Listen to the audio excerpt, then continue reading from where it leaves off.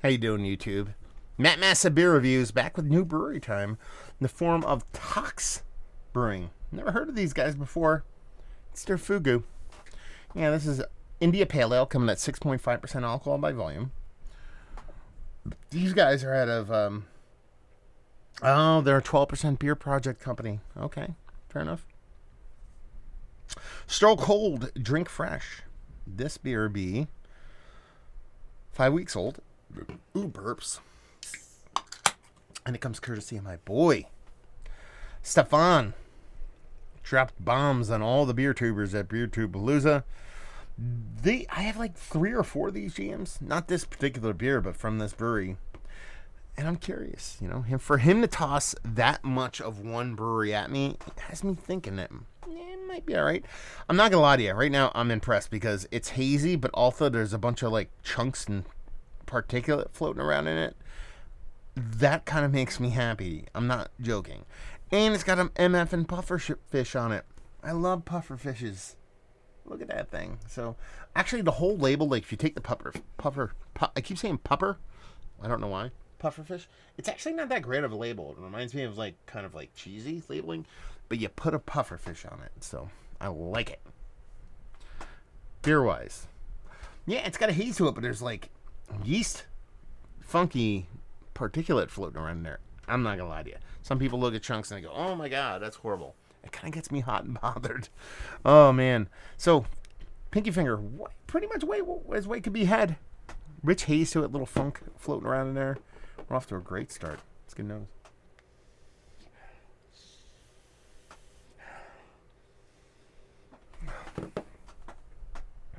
It's like a lemon lime thing. Yeah, it's mostly like lemon lime citrus, lemon lime orange grapefruit. Lemon lime orange grapefruit is the big portion of the show here. So definitely citrus leaning, obviously. But there's something to it.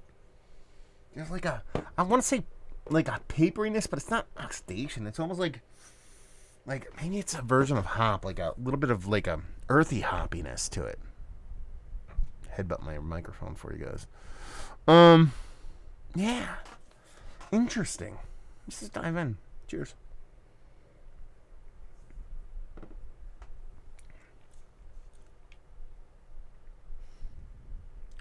That's not bad.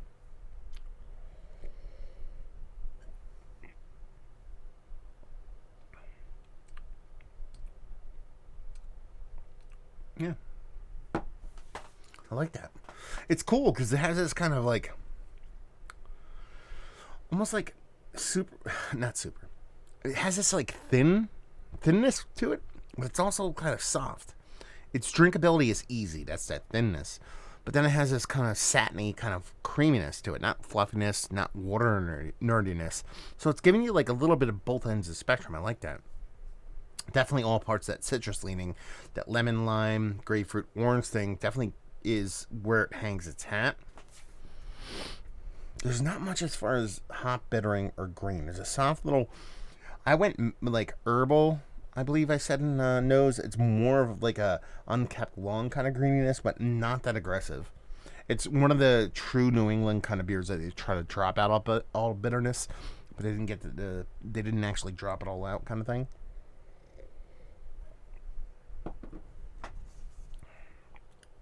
That's nice. I dig that.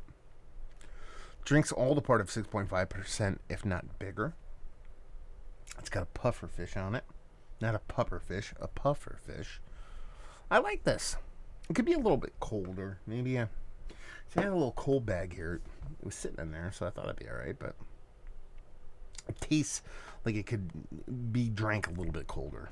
I mean, that's me kind of nitpicking at this point. I like this. I think it's fun. For a first foray into a brewery, something that you've never had before, never heard of before, you come out to shoot with this thing, I think you're doing all right. Yeah. Tasty stuff. A little bit sweeter than I'd like my, 6.5% IPAs to skew, so maybe it's slightly under attenuated, whatever, blah, blah, blah. I dig it. I think it's fun. I think it's tasty. I'm like what I'm tasting. Fun little New England style IPA.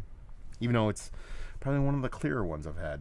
They call IPA. They don't say New England on here, so that's just me telling y'all what I want you to hear, what I believe. That's it. That's all I got. Citrus abounds. Cool mouthfeel because it gives you that thin but into satin thing.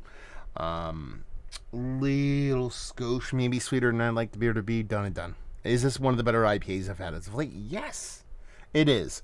It's not towards the bottom, but it's not towards the top. It's very tasty stuff, and I'm excited to try more stuff from these guys. Value availability on this thing, no idea. 12% beer project. I'm assuming a 4-pack of this is going to run anywhere between 14 to 20 bucks.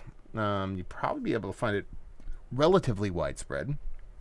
And leave you with, if you like what we like this beer, I think if you like hazies, you rip this off a shelf for 16 bucks. You get home, you're not angry. You're not. You might not be like, this is the best one I've ever had in my life.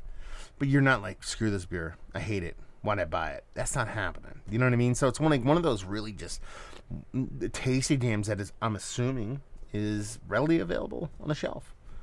What do I call the date on this? Yeah, a little over a month old. So there you go. Reviewing the books. Hopefully you guys enjoyed it. Let me know if you had the sucker. Down there, if you want to talk about it, Massive Beers. If you want to check me out doing the social media stuff, Beer Massif. If you want to check me out doing the whole podcasting thing, and hopefully you guys enjoyed the review. Hopefully enjoying a little bit of a Tox. That's a weird name. Tox. I'll have to look that up. Brewing. Hope to see you next time. Cheers.